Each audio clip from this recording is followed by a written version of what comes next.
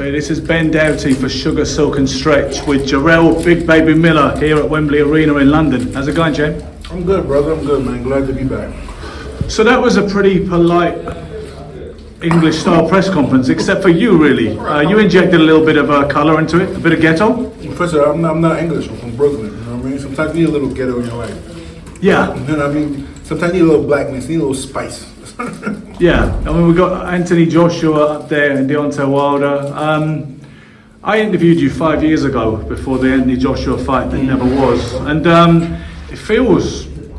it must have been a hard time for you since then. Like, you've had to come up quietly, almost not having too much publicity at certain times so you could climb back into contention without everybody rounding on you. That was definitely kind of my thing too. It's just that mentally I just wasn't ready to do interviews. I wasn't ready to talk. You know, my people say sometimes you gotta talk with your face and not do so much talking, and that's how I believed at the time. Like, I was dealing with a lot of other stuff outside of boxing, you know, personal stuff, you know, marital issues and things like that. So I had to handle my shit like a man, you know what I mean? And I'm the kind of person where I don't talk shit just for hypeness. I gotta believe it. If I believe I'm gonna knock you out, and I say it, I gotta believe it. At that point, for me to talk shit about other fighters, I didn't believe in myself because I was just dealing with my own mental problems and, you know, and issues. So finally, I started picking the pieces up, getting back into training, and seeing the changes. I was like, you know what? I'm getting back to myself. And, you know, once I start doing that, then I can talk my shit.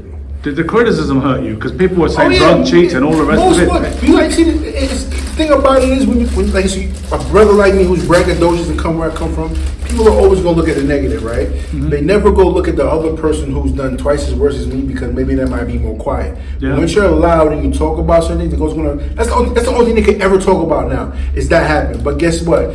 Eddie Hearn had facts. They had documentation on what I really fell for, and it was never even a steroid. But they'll never tell you this until it's time for me. When I become world champion, when I release these documents, then they're gonna be okay. Oh shit, say nothing. Look in Las Vegas, the same shit I fell for. They just passed it now. That you can now take it. Oh, all of a sudden, it's such a gray line with testing that.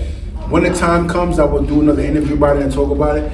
But it's bad. It's really bad, you know. And like you have what I don't know since my hiatus from boxing. I mean, Eddie Hearn had 6-7 other fighters that failed tests, and he's back. Conor Benyan, right? Conor Benyan, Dylan White, who else? A bunch of other fighters. When you failed, he said this is disgusting. VADA is the gold standard. He said VADA is foolproof. Then when Conor Benyan failed for the same testing agency, it was a whole lot greater. Thank you. This is what I'm trying to tell you, that when you have a hypocrite like Eddie Hearn, it is easy to manipulate words, and people take it as a front line for an interview. People run with that shit. But like I said, there are some gray areas within testing that there's no education to teach fighters. Like what I went through could have been easily avoided, but it was not avoided because I didn't have the proper education. And then when it happened again, okay, now you can legally take it under a certain amount. But what I'm trying to tell you is they don't teach fighters that. Like, my goal is to go in the ring, knock people out, and train hard. I'm not worried about everything that I'm taking 100% of the time. And that's probably having the right team around me. Okay, so let's talk going forward. You got Daniel Dubois on December 23rd on this mega show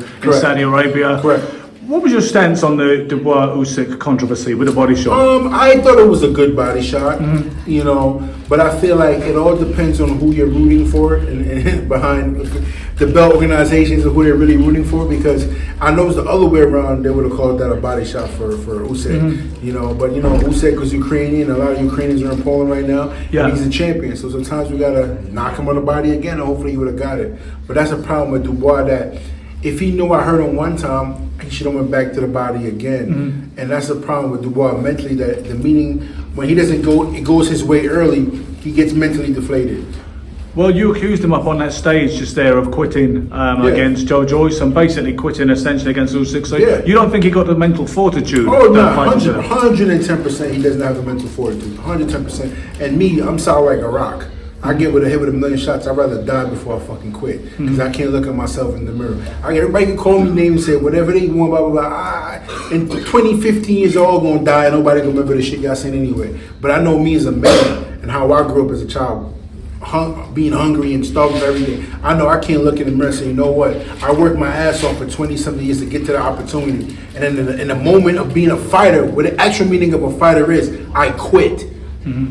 I can't do it to myself. I'd rather Daniel Dubois knock me out, and it's not gonna fucking happen. But I'd rather that happen than me fucking quit. You know, I've even heard some people say Roberto Jans don't belong in the pantheon of all-time greats because he quit against Jarrell 100%. Some people believe that. 100%. 100%. I mean, I can't. I don't. I mean, he's been in a lot of fights, and a lot of wars, so I can't understand what he was going through mentally. Maybe he's going something through in his life, but he's beat up a lot of motherfuckers too. You see what I'm trying to say? So Daniel Dubois and Robert Durant is two different people. Absolutely. So I would give grace to Robert Durant, because he's beat up a lot of dudes and then worse in the best times. But sometimes you have an off day. My thing is, if Daniel Dubois, they would enjoy Joy's fight and it was an off day, and he fought Usyk and went the whole 12 rounds and then quit, he get hit with a jab, then I said, okay, it was just an off day. You can get one off day if you can rebuild yourself. But he had twice off days, and then he fought the South African cruiserweight who moved to heavyweight and was dropping him multiple times in the first round. Sometimes I say it's like, it's not a one-time thing with him, and you can see it's a mental thing with him, you know. And I've heard a lot of stories about him and his father and his career that, you know, boxing is not really his passion. His dad really pushes him, and that can be a problem too, you know. That's really affecting him mentally, where boxing is something I just do to please my dad. It's not really for me in the passion. What was your take on the other big show in Saudi Arabia with Fury-Ngannou situation? What did you think when you saw that? No, I seen Francis in the WBC, you know, top 10 today. Yes. I think it's really disrespectful. But like I said, you know, some of these belt organizations do what's popular and not what's right.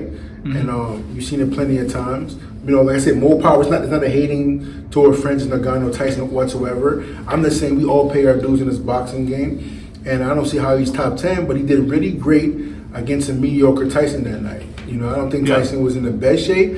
He said he did train. Was it real on the level, or was there an element of kidology there? I think it was more of like Tyson being shocked that this guy is as strong and he's as fundamentally sound as a boxer. I think that's what it really came down to. But in the end, Tyson did what he did. He adjusted and he won the fight.